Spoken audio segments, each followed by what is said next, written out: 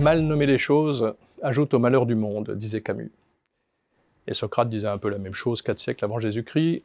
Et tout à fait dernièrement, Geoffroy de Vries a sorti un bouquin qui s'appelle « Le hold-up des mots ». Tout ça, c'est un peu la même idée. Alors me direz-vous, à quoi bon en parler maintenant si c'est vieux comme le monde? Parce qu'il y a un peu urgence.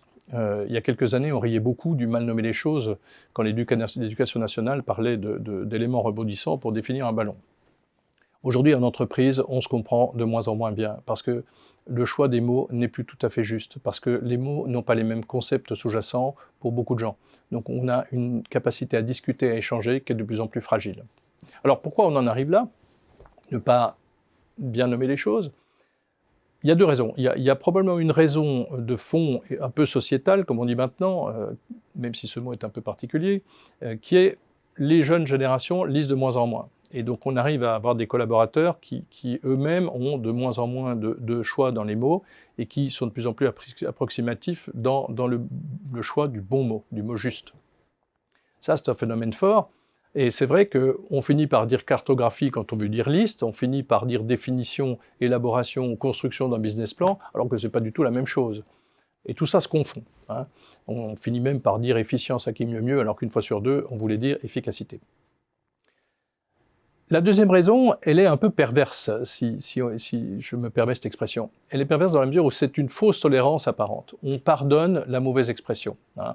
Il n'y a pas mort d'homme, c'est pas si grave, de toute façon on s'est compris. Donc tout ça est bel et bon, bien sûr. Mais c'est grave de cacher la mauvaise expression parce que, in fine, il va y avoir des risques importants, des risques néfastes pour l'entreprise. De manière tout à fait mécanique, la première conséquence néfaste, c'est qu'on met beaucoup plus de temps à se comprendre que si on parlait la même chose avec les mêmes mots, si vous voulez. Donc ça fait des ateliers de travail, des workshops et tout ce que vous voulez qui durent plus longtemps que prévu parce qu'on fait des circonlocutions dans tous les sens pour arriver à se convaincre. C'est des échanges de mails qui durent parce que le mail d'origine était mal exprimé avec le mauvais mot pour la mauvaise chose, etc. Donc l'alourdissement du travail vient beaucoup du fait qu'on n'utilise pas les bons mots pour les bonnes choses et qu'on ne s'exprime pas correctement au sens du bon mot, du bon verbe dans une bonne phrase. La deuxième chose, c'est que c'est source d'erreur.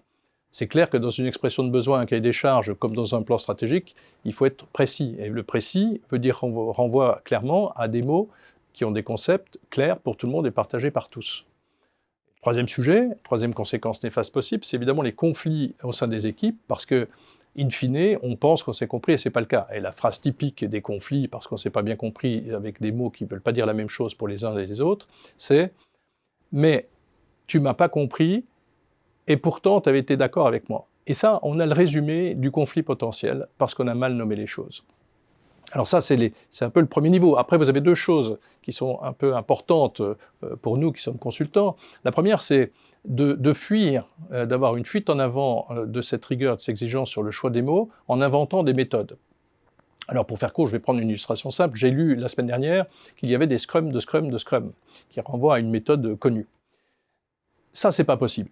Hein. On ne va pas inventer des méthodes, inventer des mots, inventer des concepts pour remplacer des mots qui existent déjà, pour remplacer des concepts qui existent déjà, mais qui pour autant ne sont pas partagés au même moment par toutes les personnes autour de la table. Hein, il faut réhabiliter cette rigueur et cette exigence.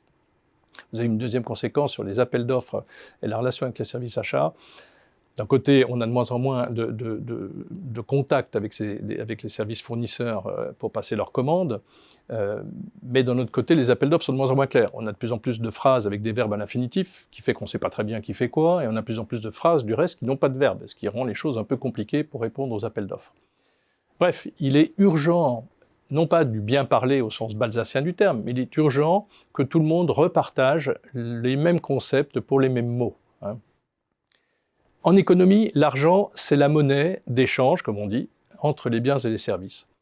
Entre les individus, la monnaie d'échange, c'est le langage. Il faut que nous acceptions d'avoir les mêmes mots qui veulent dire les mêmes choses pour avoir moins de conflits, pour être plus efficaces et mieux profiter de la vie professionnelle.